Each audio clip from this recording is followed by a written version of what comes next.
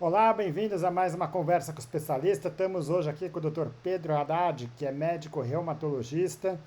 O Pedro tem residência médica, mestrado em reumatologia pela UERJ. E a ideia com você aqui hoje, Pedro, é discutir a respeito do lúpus. Então, primeiramente, bem-vindo, obrigado pela sua disponibilidade aqui. Eu que agradeço o convite, prazer participar aí dessa conversa que esclareça aí as dúvidas sobre essa doença, né? Tanto para os pacientes e para os colegas médicos aí também e de equipe multidisciplinar que se interessar aí pela nossa conversa aqui. Ótimo, então vamos lá. Para começar, eu quero que você me falasse um pouco o que é o lúpus. Muito bem, o lúpus, primeiro explicar, assim, eu gosto muito de explicar a origem da palavra, né? O que significa lupus, né? Lupus do latim vem de lobo, então lupus é lobo. Antigamente se dava esse nome devido ao rosto dos pacientes com lupus ficar semelhante ao aspecto de um lobo. Então, devido às lesões cutâneas que o paciente tinha na face, ela ficava semelhante a um lobo e por isso veio o nome lupus. Então, lupus vem de lobo. Lupus eritematoso, quer dizer, uma doença que deixa eritema na pele, vermelhidão, sistêmico, porque ele é potencialmente sistêmico, pode afetar a pele, a articulação e diversos outros órgãos que envolvem tecido conectivo. E então isso é para explicar o nome da doença, mas a doença ela surge por um mecanismo complexo que envolve predisposição genética, exposição ambiental a diversos fatores que levam a um desequilíbrio imunológico, uma disruptura imunológica e com isso produção de anticorpos e surgimento da doença e todos os seus sinais e sintomas. É uma doença muito florida de sinais e sintomas, né? Então, ela surge por um aspecto variado, multivariado, genético, ambiental, comportamental, emocional, infeccioso. Então, assim, é uma mistura de fatores que levam ao desenvolvimento do lúpus. Ótimo. E tem algum grupo que é mais acometido de pacientes, homem, mulher, idade? Tem. A grande maioria dos pacientes são do sexo feminino. Então, a cada 10 pacientes com lúpus, 9 são mulheres. E são mulheres na faixa etária entre 15 até 45 anos de idade. Então, isso se deve muito ao fato do comportamento hormonal. Então, os hormônios sexuais femininos têm muita relação com a ativação da doença. Então, a doença é muito mais prevalente nas mulheres, mulheres jovens, entre 15 e 45 anos de idade. Ótimo, que é o período em que existem as oscilações hormonais também, quer dizer, após a menarca, ou seja, após o início das menstruações e antes do final da menopausa, né? Ótimo, Exatamente. ótimo. Bom, o lúpus, então, basicamente ele acomete o colágeno, né? O colágeno é uma proteína que está presente em diversos órgãos e tecidos do corpo, praticamente no corpo inteiro, né? E dessa forma, assim, os sintomas eles acabam sendo diversos, né? Então você tem formas muito diferentes de acometimento da doença e que você falou da pele, mas ela pode acometer sistema nervoso central, pode acometer rim, pode acometer coração, pulmão, enfim, praticamente qualquer órgão do corpo, né? E aí, como é que a gente Exatamente. faz do ponto de vista clínico? Quando é que a gente vai desconfiar clinicamente da possibilidade de um lúpus? Certo. A maior parte dos pacientes eles vão ter os sintomas de acometimento cutâneo, ou seja, acometimento da pele e do sistema musculoesquelético. Então, se a gente tem uma paciente que está com dor articular persistente, está com edema nas articulações, está com lesões cutâneas, principalmente em áreas fotoexpostas, no rosto, na região do colo, aqui nos ombros, na face externa dos braços. Então, isso já levanta uma suspeita forte de lúpus. A imensa maioria dos pacientes com lúpus eles vão ter esse acometimento cutâneo e articular, que é o mais comum. 80% dos pacientes com lúpus eles têm o que a gente chama de um lúpus, entre aspas, lúpus leve, que é o lúpus cutâneo articular. E os outros 20% vão ter um acometimento sistêmico de outros órgãos. Então, como você mesmo citou, é uma doença que afeta o tecido conectivo, que é o nosso tecido de sustentação, que está presente em vários sistemas e órgãos, né? Então, o lúpus, ele pode, numa menor parte dos casos, afetar o coração, o pulmão, os rins, o sistema nervoso central, a medula óssea. Então, é uma doença que pode inflamar qualquer parte do corpo. Mas o que levanta a suspeita de lúpus é quando o paciente tem artrite, tem artralgia, dor nas articulações e lesões cutâneas que pioram com a exposição solar. Ótimo. Bom, você já até comentou a respeito do nome, né, do lúpus eritematoso sistêmico, né? E, de fato, na maior parte das vezes, quando a gente fala em lúpus, a gente está falando no lúpus eritematoso sistêmico, mas existem outras formas de lúpus também, né? Exatamente. A gente tem o lúpus, que é só o lúpus cutâneo. Então, alguma parte dos pacientes não vai ter acometimento sistêmico, vai ter acometimento exclusivamente da pele. Então, a gente tem um lúpus, por exemplo, lúpus discoide, que é um acometimento da pele que pode gerar uma atrofia, uma região central da lesão mais esbranquiçada, pode deixar uma cicatriz. A gente tem a forma só do lúpus agudo, que é o rash malar, as lesões cutâneas, em região fotoexpostas. A gente tem o lúpus verrucoso, que pode dar verrugas. A gente tem o lúpus túmido, que são lesões infiltrativas, a pele fica mais grossa, a pele e o subcutâneo ficam mais infiltrados. Então, são lúpus bolhoso, pode dar bolhas na pele. Então, são todas formas de lúpus cutâneo. E esses pacientes com lúpus cutâneo podem passar a vida inteira sem desenvolver sintomas sistêmicos, vão ficar só com lesões de pele. Ótimo. Bom, é só entender que você vê aí como é variado, né, esse tipo de apresentação da doença, né? E precisa ter um certo grau de suspeição, porque senão você pode começar a achar que tudo pode ser lúpus também, né? Exatamente.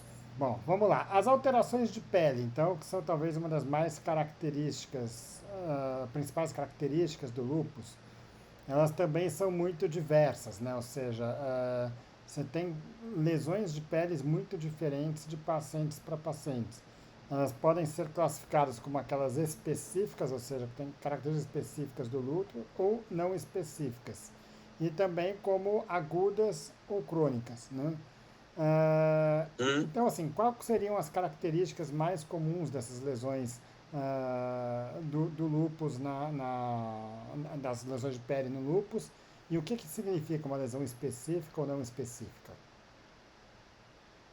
Então, a gente tem a forma de lúpus agudo, que é o que a gente vê assim mais quando o paciente entra em atividade de doença. Então, quando o paciente, por exemplo, se expõe ao sol, que é um fator que desencadeia a atividade da doença. Então, o paciente com lúpus, ele tem receptores na pele, os queratinócitos, que começam a desenvolver um processo inflamatório na pele. Então, esse paciente se expõe ao sol e desenvolve lesões eritematosas, avermelhadas, né? Aqui na região malar, na região aqui do restante do rosto, no colo, nas regiões expostas ao sol. E essas lesões são dolorosas. O paciente relata uma queimação, relata incômodo na pele. Então, essas são formas de lúpus agudo, que são lesões específicas. O lúpus, por exemplo, cutâneo crônico, o grande representante que a gente pode citar é o lúpus discoide, que já são lesões que podem persistir apesar da doença estar controlada. Então, é uma lesão que surge inicialmente eritematosa, pode ter no couro cabeludo, no rosto, em outros lugares do corpo também, da pele, e é uma lesão que pode deixar uma cicatriz, uma sequela. Então, já é uma lesão de lúpus crônico, são lesões mais específicas. O Ó, lúpus bolhoso, por exemplo, né? Também é uma lesão mais específica. E o paciente pode ter outras manifestações cutâneas que não são específicas do lúpus, né? De cutâneas em mucosa, por exemplo, afta oral, afta genital, pode ter lesões que são lesões mais indefinidas, então são lesões que não são muito específicas do lúpus, mas podem aparecer durante o decorrer da doença, né? Ótimo. Agora, quando você fala em lúpus, acho que a gente sempre vai ouvir falar, né, das lesões malares, né, em asa de borboleta, né, e do lúpus discoide. Então, são lesões bem características e que as pessoas tendem a reconhecer mais prontamente como associadas ao lúpus. E essas outras lesões Uhum. que podem ser lúpus, mas que não é uma lesão que não chama tanta atenção para a doença. Porque bolha você pode ter, lesões mucosas você pode ter por diversos motivos e normalmente você não vai ter o lúpus como primeira hipótese diagnóstica, né? Agora, essas Exatamente. alterações mais típicas do lúpus, as lesões malares e o lúpus discoide, todo paciente vai desenvolver essas lesões, assim, você vai pensar no lúpus num paciente que nunca teve uma lesão na região malar ou que não tem lesões do tipo discoide? Então, geralmente o paciente com lúpus, a gente está falando dos sintomas que são os mais comuns da doença, né? Que são as lesões cutâneas e o quadro articular. Então, na imensa maioria das vezes, quando a gente pega na literatura e na prática, o paciente com lúpus, ele vai ter algum tipo de lesão cutânea e algum tipo de acometimento articular. Não, é mais incomum a gente ver um paciente sem lesão cutânea e sem acometimento articular com lúpus. Por exemplo, um paciente só com uma lúpus, só com nefrite, só com medicamento neurológico, neurolúpus, mas isso não é o habitual. O habitual é a gente ver o quadro cutâneo articular e ou associado a acometimento sistêmico. Agora, vale lembrar que o paciente com por exemplo, Hashimoto's, a gente tem que pensar em outras autoimunidades também. Então, um grande exemplo é a dermatomiosite, mas o paciente já vai ter outros comemorativos, vai ter lesão cutânea e vai ter fraqueza muscular, vai ter dor muscular. Então, lembrando que assim, o Hashimoto's é muito típico de lúpus, um Hashimoto's que poupa esse suco aqui, que é o suco nasogeniano, mas não é exclusivo do lúpus. A gente vê, por exemplo, na dermatomiosite também, e nas síndromes de superposição, que é quando o lúpus se associa a outras doenças autoimunes, né, outras doenças do colágeno. Ótimo. E em relação ao acometimento articular, existe um padrão de acometimento das articulações? Geralmente, o lúpus ele tende a acometer pequenas articulações das mãos, punhos, metacarpofalangianas, joelhos. Às vezes se assemelha até com um padrão de artrite reumatoide, mas tem outras manifestações também. Então tem uma que é muito típica de lúpus, que quando a gente vê, que é a artropatia de Jacu, e é um acometimento mais tendíneo da, das mãos, que o paciente tem uma deformidade que é reversível. Então, a artropatia de Jacu é muito típica de lúpus. Só que não é por erosão, é por um acometimento tendíneo. A gente tem subluxações e o paciente aparentemente fica visualmente com deformidades, mas quando você estica os dedos, essa deformidade se corrige. E o que diferencia o acometimento articular do lúpus da artrite reumatoide, que a artrite reumatoide é potencialmente erosiva. O lúpus pode ser uma artrite não erosiva, ou seja, não vai causar aquela, entre aspas, corrosão na superfície articular ali do paciente. Mas o mais comum é um padrão reumatoide, punho, metacarpofalangianos, joelhos, tornozelos. Então, esse é o acometimento articular mais comum. Pode acontecer acometimento óligo-articular, joelho, tornozelo, um punho. Então, a gente pode encontrar as mais variadas manifestações articulares, mas o que a gente mais vê na prática é um padrão semelhante à artrite reumatoide. Ótimo. O padrão da artrite reumatoide é um acometimento simétrico, ou seja, acomete as duas mãos, acomete os dois pés, os dois joelhos quando acomete, né? Existe algum Isso. padrão nesse sentido do caso do lúpus? O lúpus ele não costuma respeitar muito esse padrão. Ele pode ter o padrão simétrico, pode ter o padrão assimétrico, pode ser oligoarticular, pode ser monoarticular. E o que acontece de forma muito frequente também é o paciente ter só artralgia. Às vezes ele não tem artrite de fato, não tem sinovite, derrame articular, mas ele tem uma artralgia, ele tem uma dor articular, ele tem uma rigidez. Então isso pode acontecer também. Às vezes não tem artrite de fato, mas ele vai ter só artralgia. Ótimo. Agora vamos lá, a gente como ortopedista está sempre pegando aí pacientes que chegam com queixa de dor, às vezes com derrame articular, né? Ah, às vezes dores de repetição, às vezes dores que saem de uma articulação e vão para outra, né? E aí os diagnósticos, quer dizer, o lúpus é uma minoria desses pacientes, né? Existe alguma queixa que você fala, olha, não, esse paciente precisa investigar o lúpus? No ponto de vista articular, eu estou falando. Eu acho assim que esse paciente, se o colega, por exemplo, vê uma paciente do sexo feminino que tem uma dor articular ou um derrame articular persistente, que dura ali 12 semanas, por exemplo, já está durando 3 meses. Paciente feminino, sexo feminino, jovem, associado à fadiga, que é uma coisa que pode acontecer. Então, isso deve levar a se pensar numa doença autoimune. Dentre elas, o próprio lúpus, a artrite reumatoide. Então, eu acho assim, se tem uma artrite que vai migrando ou ela é cumulativa de uma articulação para outra, persistente, mais de 12 semanas, associada à fadiga, eu acho que tem que levantar um sinal amarelo para uma provável doença do colágeno. E aí, se tiver outros comemorativos, como lesão cutânea, anemia, leucopenia, etc., aí realmente o diagnóstico de lúpus ele fica um pouco mais na frente aí do diagnóstico diferenciais. Ótimo. Bom, as alterações neurológicas do lúpus, elas se desenvolvem em mais ou menos 25% dos pacientes com lúpus ao longo da vida, né?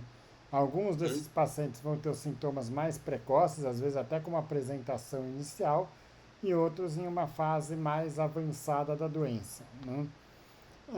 Nesses pacientes, então, que tem, assim, não tem diagnóstico de lúpus, mas eventualmente tem algum sintoma neurológico, quando que devemos considerar o lúpus como um diagnóstico?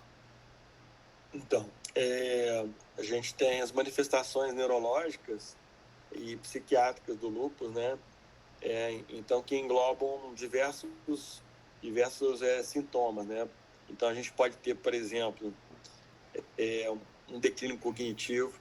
Então, uma paciente jovem que vem apresentando um declínio cognitivo, é de se estranhar. Isso pode ser um acometimento do lúpus. Uma paciente que apresenta uma neuropatia periférica, um quadro de cefaleia também, uma cefaleia mais intensa, crise convulsiva. Então, crise convulsiva pode ser uma manifestação do lúpus. E uma manifestação psiquiátrica que pode acontecer é a psicose. Então, a psicose é uma manifestação que pode acontecer na doença ativa. Então, o paciente tem um lúpus ativo, está com a doença em franca atividade, em flare, e apresenta psicose. Então, não tem uma manifestação neurológica que seja, vamos dizer assim, patognomônica do lúpus. Se o paciente não tiver outras manifestações, além das neurológicas, o diagnóstico realmente pode ser bem desafiador. Então, essas são as manifestações neurológicas que podem acontecer. Desde uma declínio cognitivo, uma alteração de memória, até outras mais graves, como uma crise convulsiva. Ótimo. Bom, e ainda em relação ao neurolúpus, né? Já pegando agora o paciente que já tem o diagnóstico firmado do lúpus, né? E que vem evoluindo com um quadro neurológico, né? Tem alguns estudos que mostram que aproximadamente um a cada três desses pacientes, as alterações neurológicas têm uma relação direta com a doença e que nos outros 2/3 dos pacientes, ou seja, na maior parte desses pacientes, os sintomas neurológicos eles não têm uma relação direta com a doença, né? Isso. Qual que é a importância dessa diferenciação e como é que a gente faz para caracterizar uma alteração neurológica como sendo realmente decorrente do lúpus ou não? Então, vou citar alguns exemplos aqui. Eu comentei da psicose, né, que é uma alteração que está muito associada diretamente à doença. Inclusive, tem até um anticorpo que foi descrito no Brasil, inclusive, pela equipe lá da USP, que é o anti-P, é o anti-P ribossomal. Esse anticorpo, ele marca a atividade neuropsiquiátrica do lúpus. Então, o paciente tem psicose, tem um anti-P positivo, a gente sabe que tem uma relação direta com a atividade de doença. É uma meningoencefalite. Então, isso também é uma meningoencefalite. O paciente está lá pode até ter febre, cefaleia, rigidez de nuca, mas aí faz o líquor normal, não tem infecção bacteriana, aí tem lá um predomínio de linfócito. Então, é uma manifestação que tem associação direta com o lúpus, a meningoencefalite, a encefalite. Agora, a gente tem, por exemplo, as alterações cognitivas, a aterosclerose, que não tem uma associação totalmente direta com o lúpus, mas o lúpus ele pode, de forma indireta, fazer uma aterogênese, fazer uma microangiopatia, uma doença microvascular cerebral ao longo do tempo, e independente se está com atividade de doença ou não, isso pode ser desenvolvido ao longo do curso da doença, e o lúpus tem um comportamento de influência indireto nisso, mas contribui para a formação de trombos cerebrais, de microtrombose, de alteração de microcirculação, declínio cognitivo e todas essas alterações que estão associadas aí a esse quadro neurológico, né? Ótimo. Bom, o acometimento renal é também relativamente comum no lúpus e muitas vezes é um acometimento que gera uma preocupação, gera quadros graves aí, inclusive pode ser um dos maiores incapacitantes aí do lúpus, né? Ah, de que forma que acontece esse acometimento renal? Quer dizer, como é que a doença acomete o rim? Então, o que acontece é que no tecido renal se expressam antígenos, e esses antígenos que estão expressos ali no parênquima do rim, no tecido renal, são identificados pelo sistema imunológico como se fosse uma substância estranha, como se fosse não self, né? Não self é uma coisa que não é nossa. E aí o sistema imunológico começa a gerar um processo inflamatório no rim. É o que a gente chama de nefrite. Então, a nefrite ela vai inflamar o glomérulo, vai inflamar os túbulos renais, e com isso o paciente vai ter todos os sinais e sintomas de uma nefrite lúpica. E quais são esses sinais que a gente deve ficar atento? Hipertensão arterial, edema, então edema de membros inferiores, urina espumosa, e aí a gente faz um exame de urina, identifica que tem a proteinúria, isso tanto na fita, no EAS, como num spot urinário, numa urina de 24 horas, a gente pode quantificar. Então, geralmente uma proteinúria acima de 500 miligramas em 24 horas já é considerado um critério para nefrite lúpica. Então, assim, de forma bem resumida, é assim que acontece uma nefrite. Então, o próprio rim começa a expressar moléculas que atraem o processo inflamatório, e com isso vai gerar todos os sinais e sintomas da nefrite lúpica, né? Além da proteinúria, pode ter uma hematúria também, que é um grande marcador de uma nefrite, de uma inflamação do glomérulo, né? Uma hematúria dismórfica. Então, não é uma simples hematúria. Essa hemácia que vai ser analisada na urina, o laboratório faz isso com tranquilidade, tem que ser uma hemácia dismórfica. Então, se tem uma hemácia dismórfica, uma hematúria com dismorfismo eritrocitário, isso é muito típico de nefrite. E diante de um paciente com lúpus, de nefrite lúpica, né? Ótimo. Bom, eu não vou estender muito mais acho que assim, o lúpus ele tem muitas outras formas de acometimento, cardiovascular, enfim, outras formas da doença, né? Eu acho que já deu para entender aqui que é uma doença bastante heterogênea em termos de apresentação, né? Que o médico precisa ter um alto nível de suspeição para poder considerar esse diagnóstico. Em alguns casos pode ser mais evidente, mas em muitos casos não, né? Exatamente. E aí, pensando no diagnóstico do lúpus, então ele é baseado numa combinação, né, de achados clínicos e exames de sangue, exames de imagem, né? A Uhum. biópsia até é uma opção em alguns casos excepcionais, né? Mas assim, não tem um teste que isoladamente vai assim falar, olha, isso é lúpus ou isso não é lúpus. Quer dizer, no fundo, você não tem um exame que você pode dar certeza ali, ó, não, tem isso daqui, o lúpus está presente. Em relação aos Exatamente. exames laboratoriais, né, um dos mais usados é o fator antinúcleo, ou FAN. Né? O que é o FAN? O FAN, o fator antinuclear, é um exame de triagem de doenças autoimunes. Realmente é o grande exame do lúpus. E ele é um exame que detecta autoanticorpos. Detecta anticorpos que reagem contra o DNA das células.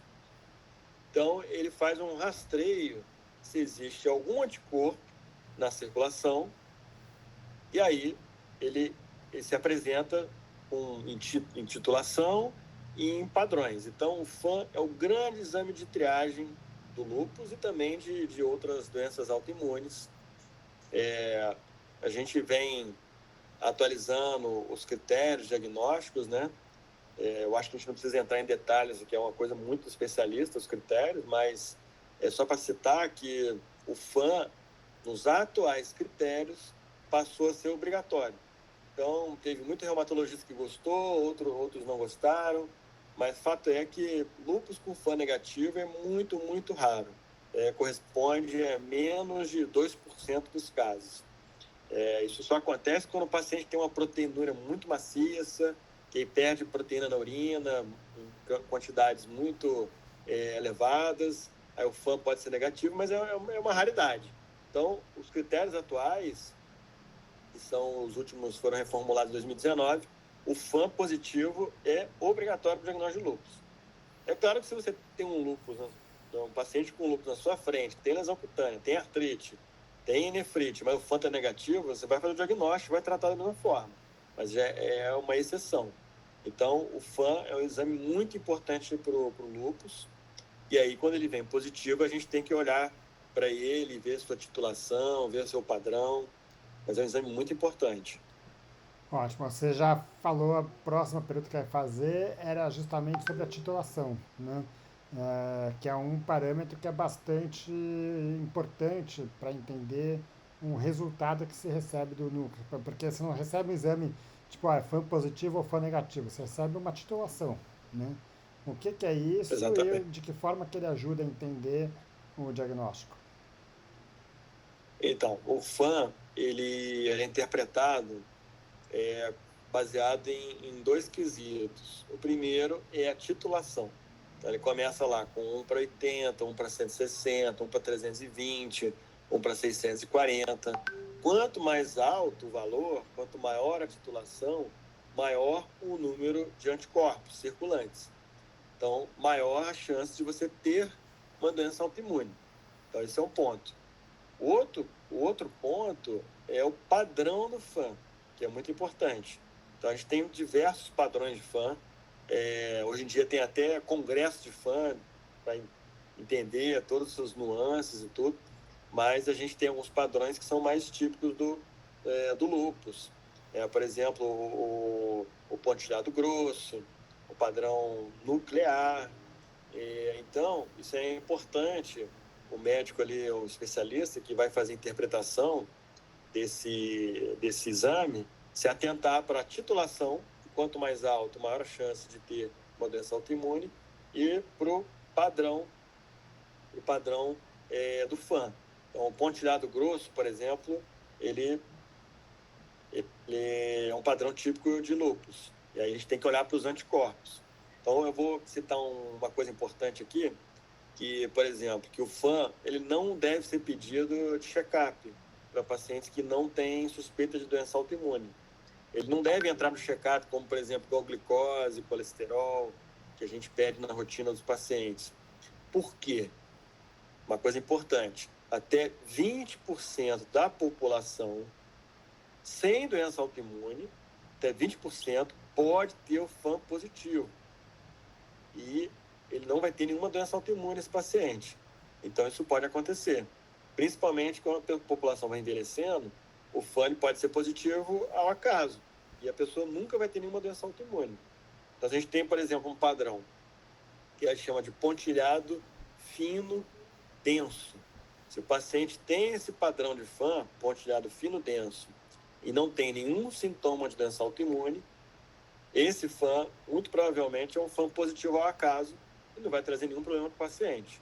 Agora, se ele tem um padrão típico de lúpus, sintomas de lúpus, esse FAM ele fica mais relevante, vamos dizer assim. Né? Então, é só uma coisa importante que a gente tem que citar, que muitas das vezes o paciente tem um FAM positivo, fica desesperado porque acha que está com lúpus, aí vai para o reumato, chega desesperado, e aí a gente explica que 20% da população tem um FAM positivo, sem nenhuma doença autoimune. Ótimo. Agora, você já falou que, quer dizer, quando eles estão presentes em altos títulos, né, e também com padrão característico, a chance de lúpus é muito alta. Ou seja, dificilmente uma pessoa vai ter um FAM positivo com uma alta titulação sem ter a doença, né?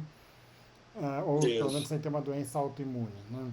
Agora, e isso. o contrário, você disse que o FAM agora é um critério diagnóstico do lúpus, ou seja, se não tiver o FAM positivo, não é lúpus, não é É prova o exatamente isso, mas a contrário. probabilidade é muito baixa, né? Isso. Agora, isso em qualquer titulação, quer dizer, você vai ter lúpus com títulos baixos também. Isso é comum? Isso pode acontecer. Pode acontecer. Às vezes até a gente pode observar isso numa fase inicial da doença. Então, às vezes você tem um FAM lá no início do diagnóstico, um FAM que está lá para 1 para 80, 1 para 80 que a gente considera baixos títulos, né?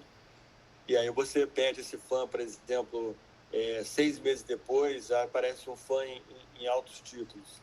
Então, pode acontecer, sim, de a doença estar ativa, e até no diagnóstico inicial de lúpus, o FAM está positivo em baixos títulos. Ótimo. E, então, isso a gente observa na prática mesmo. Bom, vamos lá.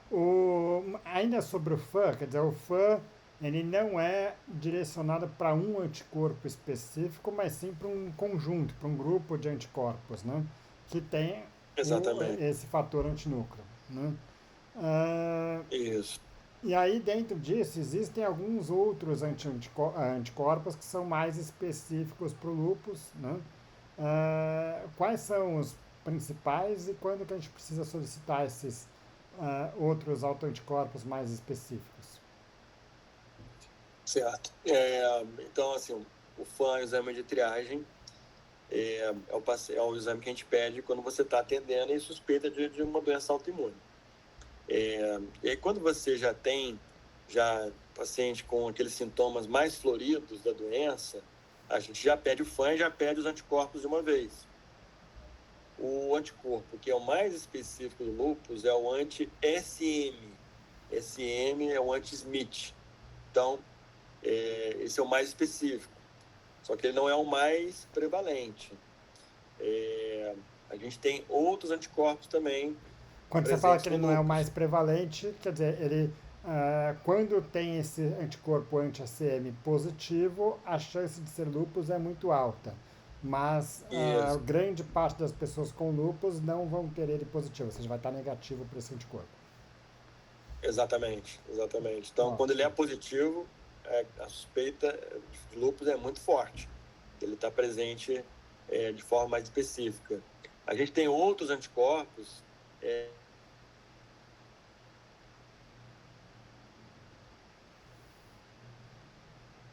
aparecem positivos no lúpus, mas são também do Sjögren, da doença de Sjögren, da síndrome seca.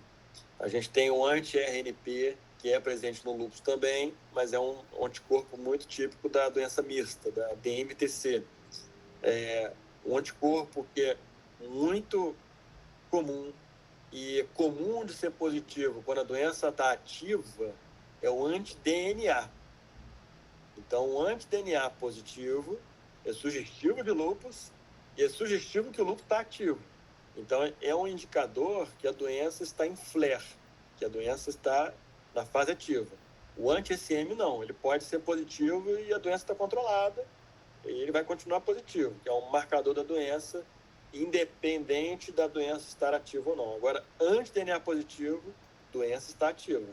Fique atento para você manejar os medicamentos, ficar atento aos sintomas do paciente. Então, o anti-DNA é um anticorpo muito comum no lúpus e é muito comum na doença em atividade. Ótimo.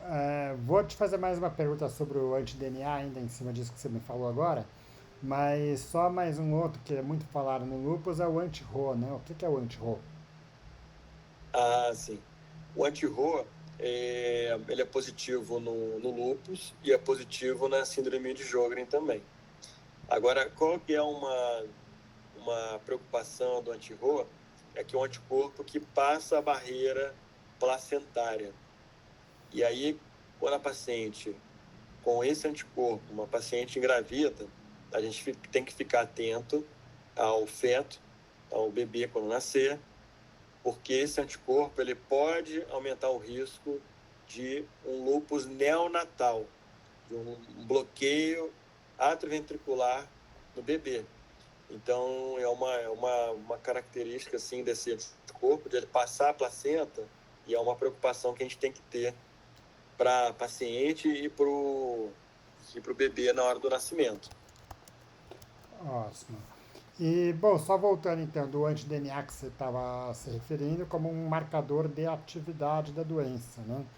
Até aqui a gente estava falando muito nos marcadores como um critério diagnóstico, né? Qual que é a importância deles para o acompanhamento do paciente, ou seja, pensando no segmento, no tratamento daquele paciente que já está com o diagnóstico feito? Muito bem. O segmento desse paciente é feito de forma clínica e laboratorial. E aí, no laboratório, o que é importante a gente pedir, ficar atento? O anti-DNA, a gente pede em toda a consulta do paciente. Os complementos, que é C3 e C4, que são moléculas do complemento, que elas diminuem, elas são consumidas quando a doença está em atividade. Então, a gente pede anti-DNA, C3, C4, a gente pede exames básicos de hemograma, função renal, função hepática, e a gente pede também sempre um exame de urina para rastreio de proteinúria. E aí uma coisa que eu não falei ainda, que é importante, que o anti-DNA, ele além de ser um marcador de atividade de doença, ele é um marcador de nefrite lúpica. Então, as nefrites, mas em formas mais clássicas, assim, de nefrite lúpica, né? Que é classe 3 e 4, classe 3, 4 e 5, né? Mas as 3 e 4, elas têm um anti-DNA positivo. Então, indica uma possibilidade de nefrite lúpica. Então, de todos os anticorpos, o mais importante para segmento é o anti-DNA.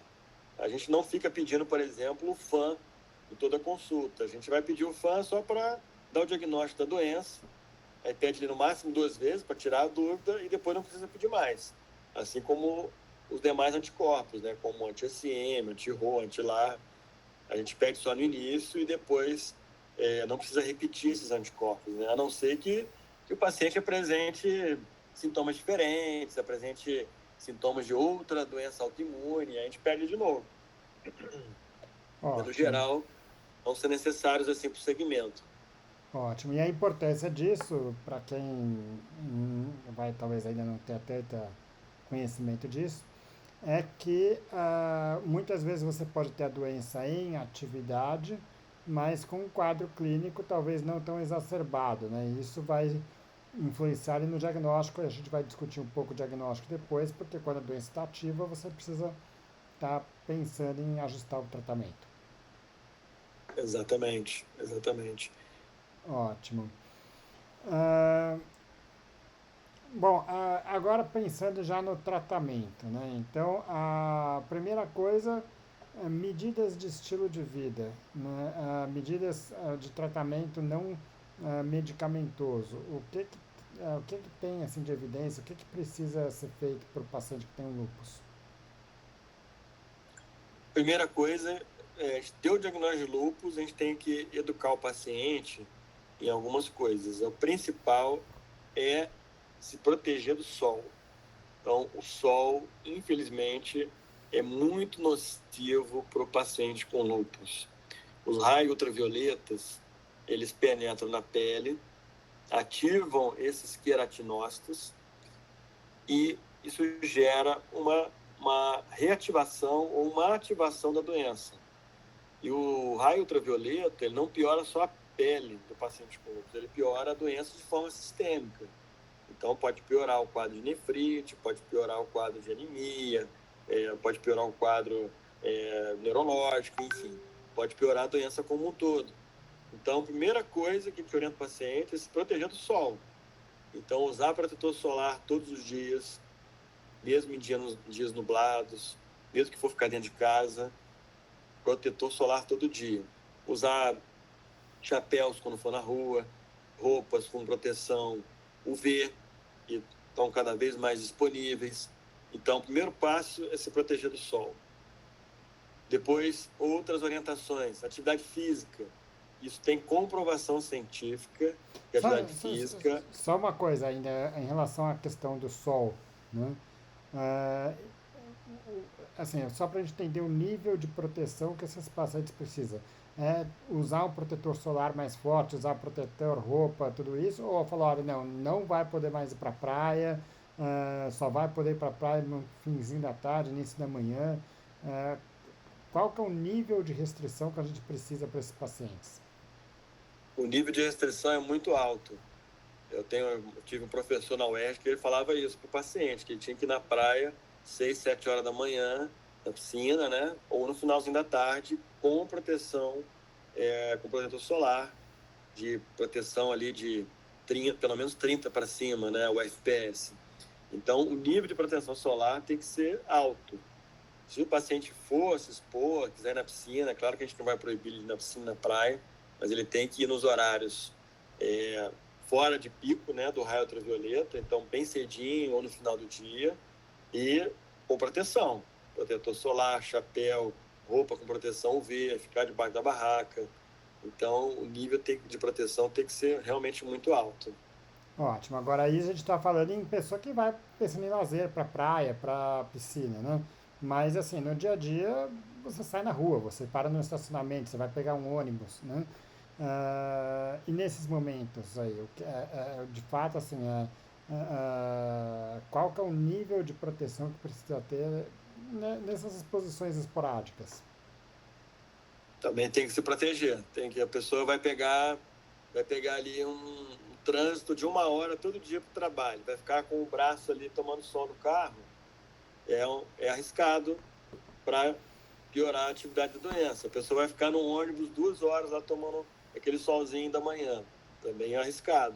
Então, passar protetor solar ou mesmo usar aquelas roupas, né, com aquelas roupas de camisa solar, de manga isso. longa, né? UV, é claro que nesse calor que está fazendo é mais difícil usar, mas aí pelo menos passar o protetor solar. Então, no dia a dia, o paciente tem que se policiar também para se proteger do sol. Porque diariamente, nas nossas atividades do cotidiano, a gente está se expondo ao raio ultravioleta. Então, a gente está dentro de casa, durante o dia, o raio ultravioleta está entrando pela janela, está entrando na janela do escritório, está entrando na janela do carro, do ônibus, seja onde a gente estiver, independente se está nublado ou não, a gente tem que se proteger. E uma coisa que, se é possível mudar, também a gente conversa com o paciente, é claro que é um detalhe, mas isso ajuda também, as lâmpadas de casa, o ideal são as lâmpadas de LED, que não emitem radiação.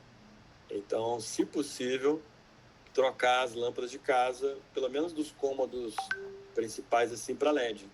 Então, a gente tem enfermaria lá do hospital universitário lá que os leitos de reumatologia, a iluminação é toda de LED para minimizar o risco dessa radiação que pode ser prejudicial para o paciente com lúpus.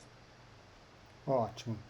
Bom, você comentou um pouco da importância da atividade física também, né? Qual o benefício desse tipo? Tipo, por que o paciente com lúpus precisa de mais atenção com a atividade física do que outras pessoas? A atividade física, isso tem uma comprovação científica que, por si só, diminui a atividade de doença. E a gente vê isso na prática mesmo. O paciente que pratica atividade física, ele controla melhor a doença, ele usa menos remédio, ele usa menos corticoide, ele tem menos flare, menos reativação. E, além disso, tem os demais benefícios que a gente já conhece. O Como controle qualquer da outra pressão pessoa. arterial, da glicose, do colesterol, perda de peso, melhora do sono, do estresse. E esse conjunto de benefícios ajuda no lúpus também. E se a saúde geral está melhor, o lúpus fica mais controlado. É mais fácil de botar o lúpus em remissão. E aí, como eu comentei anteriormente, o lúpus ele pode fazer uma aterogênese, uma aterosclerose acelerada. E o impacto do exercício físico é muito bom para reduzir essa formação aí de placa de aterosclerose. Né? Então, assim, o paciente tem que fazer atividade física, pelo menos 150 minutos por semana, né? 3 vezes por semana, vamos colocar assim. Né? Ótimo. Bom, passando já para o tratamento medicamentoso, a gente vai ter 4 grandes grupos de medicamentos que são usados no lúpus: os anti-inflamatórios, antimaláricos, corticoides e imunossupressores. Né? Começando com os anti-inflamatórios, qual o papel dele no lúpus? Quando que a gente vai considerar o uso do anti-inflamatório? Olha, o anti-inflamatório, na prática, a gente usa, na verdade, muito pouco. A gente usa, assim, só para uma coisa muito pontual. O paciente tem um acometimento ali articular muito leve, ou está com uma dor em partes moles, uma tendinopatia. Mas não é muito comum a gente usar anti-inflamatório no paciente com lúpus, até porque a gente fica com certo receio por conta do rim, principalmente paciente que está com nefrite. Então, não é muito comum a gente usar anti-inflamatório para tratar a doença. O que a gente usa na fase inicial, como ponte, até o imunossupressor fazer efeito, é o corticoide. É o que vai agir mais rápido, e aí a gente usa na fase inicial ali para tirar o paciente da atividade mais rápido. Então, aí depende do sistema que está sendo acometido. Então, é o que vai melhorar mais rápido a lesão articular, lesão de pele. Se o paciente tem, por exemplo, uma nefrite, a gente tem que fazer o corticoide em dose alta para tirar o paciente da crise de nefrite, né? Que a gente faz a famosa pulsoterapia, que são 3 dias de dose bem alta de corticoide na veia. Então, basicamente, a medicação que você vai usar na hora da crise, na hora que está em um flare, por exemplo. Exatamente. Então, deu o diagnóstico, doença está ativa, ou um flare reativou, a gente usa o corticoide temporariamente, que é o que vai fazer efeito mais rápido, até a gente ajustar o imunossupressor. Ótimo. E os antimaláricos? Então, o antimalárico, o principal representante é hidroxicloroquina, que é um medicamento antigo, né, que foi criado para tratar malária, mas a gente viu que tem um potencial imunomodulador muito bom para controle de doenças autoimunes. E quando a gente dá o diagnóstico de lúpus, a gente fala que, brinca que é praticamente obrigatório usar hidroxicloroquina, salvo contraindicações assim mais raras, uma alergia ao medicamento, mas assim, praticamente todos os pacientes com lúpus vão usar hidroxicloroquina, que é um antimalárico, que é uma medicação imunomoduladora que ajuda a controlar a atividade da doença, previne nefrite, melhora o perfil lipídico desses pacientes, diminui o risco de trombose, seja o paciente associado ao lúpus e SAF ou não. A SAF é uma doença que aumenta o risco de trombose, né, uma trombofilia. Então, é um medicamento praticamente obrigatório para o paciente com lúpus, que é a hidroxicloroquina. E você usa ele na fase inicial, numa fase avançada, durante a atividade, fora da atividade. É uma medicação de uso rotineiro para quem está com lúpus. Já começa logo no início, já começa a hidroxicloroquina e é uma medicação de manutenção. A gente usa de forma contínua e tem um controle que tem que ser feito. Tem muita preocupação com relação aos olhos, né? Então, o paciente, ele já pega informação de outros pacientes, já leu a bula e tudo. Então, tem a grande preocupação com a maculopatia, que é muito raro no uso da hidroxicloroquina. E, por conta disso, é uma medicação de depósito que ela vai sendo depositada no organismo. O paciente tem que, de rotina, ir no oftalmologista a cada 6 meses para fazer um fundo de olho, para ver como é que está a retina, a mácula, né? Mas esse efeito adverso, que é a maculopatia induzida por cloroquina, é muito raro. Mas a gente tem que ficar atento. Mas é uma medicação segura, que a gente usa, inclusive, na gravidez. Uma das poucas medicações que a gente pode usar na paciente com lúpus que engravida. Ótimo. E, por fim, os imunossupressores.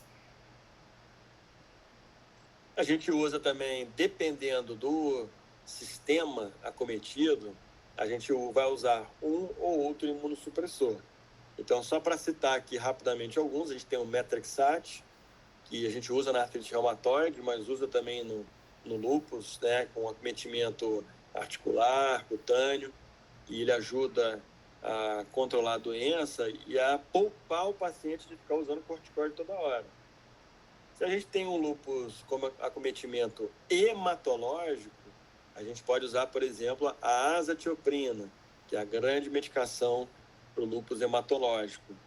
Se a gente tem uma nefrite lúpica, o grande medicamento é o micofenolato, que pode ser usado para tratar inicialmente a nefrite, tirar da crise e manter fora de crise. Agora, quadros mais graves, por exemplo, neurolúpus, um acometimento pulmonar grave, ou então até uma nefrite mais grave, a gente tem que fazer medicação mais pesada ainda. Por exemplo, é a ciclofosfamida, que é uma medicação imunossupressor que a gente faz na veia. Então, a escolha depende muito do sistema acometido. Acho que já deu para entender que existem diferentes tipos de imunossupressores e cada um vai ser indicado em uma situação que aí é um pouco o papel do reumatologista estar chegando nisso. Isso. Né? Agora, Também. Esses imunossupressores, eles são usados também como uma medicação de rotina, de manutenção, ou não? Olha, essa vai ser uma coisa para usos pontuais. A gente usa de manutenção mesmo. Então, esses medicamentos que eu citei, a gente usa como medicação imunossupressora para manter o paciente em remissão. E ao longo do tempo, a gente vai reduzindo o medicamento. Tem pacientes que ficam com uma dose baixa e tem pacientes que a gente consegue suspender e o paciente continua em remissão. Então, a gente, por exemplo, mantém a hidroxicloroquina mais um outro imunossupressor. E aí, com o passar do tempo, a gente vai reduzindo o imunossupressor, o paciente pode ficar sem, às vezes fica só com hidroxicloroquina. E então, o paciente que está muito tempo em remissão, a gente consegue tirar o remédio também. Ótimo. Bom, você já citou um pouco a respeito da gestação, né? É uma doença que acomete pessoas justamente na idade fértil, mulheres, especialmente mulheres na idade fértil, né? A partir de 15 anos de idade, e muitas dessas meninas vão querer, ou meninas, mulheres, vão querer engravidar, né? Que cuidados que essas pessoas precisam ter? Primeira coisa, para essa paciente engravidar, é importante ela estar com a doença controlada há pelo menos 6 meses. E aí ter um acompanhamento em conjunto, né, com o reumatologista e o ginecologista obstetra para fazer esse acompanhamento de perto, porque a doença ela pode ficar em remissão durante a gravidez, mas ela pode também reativar. E aí a gente tem que ficar atento aos sintomas de reativação da doença. Então, uma vez que ela engravidou, a gente tem que fazer o ajuste dos remédios. Tem remédios que não podem ser usados na gravidez, e alguns a gente pode usar, como hidroxicloroquina, a azatioprina, e até o corticoide pode ser usado. E aí a gente acompanha essa paciente mais de perto, a cada 2 meses, quando está mais no final da gravidez, acompanha mensalmente, né, com consultas clínicas e exames laboratoriais. A via de parto vai ser indicação obstétrica.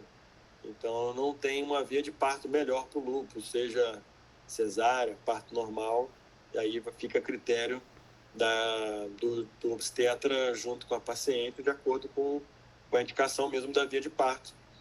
Então, o paciente pode engravidar, porque existe um mito, eu tenho lúpus, não posso engravidar. Isso não existe.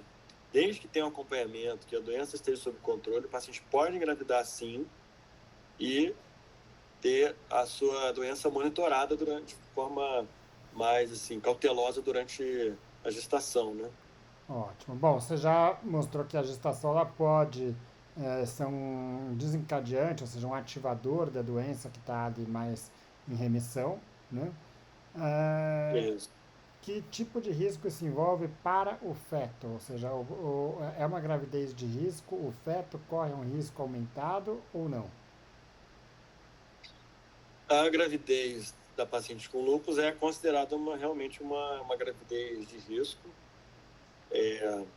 apesar das complicações não serem tão comuns assim, mas é uma gravidez de risco que, se a doença ativar, realmente tem um risco um pouco maior de complicações, como hipertensão, como eclâmpsia, pré-eclâmpsia, parto prematuro.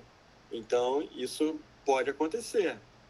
A chance de acontecer é um pouco maior do que na população que não tem lúpus. Então, por isso, o segmento deve ser feito mais de perto para evitar essas complicações. Trombose pode acontecer na paciente com lúpus associada a SAF ou não. Então, a gente tem que Tem que ter um cuidado diagnosticar. maior, né, com isso, É, né, e um risco maior, de alguma forma, para o feto. Agora, o risco de transmissão, isso, claro, não é uma doença transmissível, mas os anticorpos podem passar para o feto, né? assim, ela não é uma doença, não é uma doença que passa para o feto. O anticorpo que passa pela placenta é o anti-RO. Então, se a paciente tem um anti-RO, o pediatra deve ficar atento no nascimento dessa criança para bradicardia, mas não é uma doença que passa para a criança. Então, depois, a criança, existe uma chance um pouco maior de ela desenvolver lúpus por motivos genéticos, mas não pela passagem dos anticorpos pela placenta, e sim Ótimo, pela predisposição genética mesmo. ótimo. E a minha última pergunta é em relação ao prognóstico, né? Então, a maior parte das pessoas com lúpus tem um curso relativamente benigno da doença, né? Mas ainda assim a mortalidade a gente tem estudos que mostram de 3 a 5 vezes maior no paciente com lúpus comparando com pessoas do mesmo gênero e da mesma idade, né? Isso pode acontecer no início da doença, pode acontecer numa fase mais avançada da doença. Que tipo de problema leva a uma maior mortalidade, no curto ou no longo prazo? A gente, quando pensa em aumento de mortalidade, a gente pensa muito nas complicações do lúpus, né? E as mais temidas são as complicações renais, a nefrite mais grave, é aquele paciente que tem uma nefrite rapidamente progressiva, que evolui para hemodiálise, necessidade de transplante renal. Então, isso pode acontecer no início, no decorrer da doença mais avançada. Então, essa é uma das complicações mais temidas, aquela nefrite mais grave. A outra que aumenta a mortalidade é o cometimento cardíaco.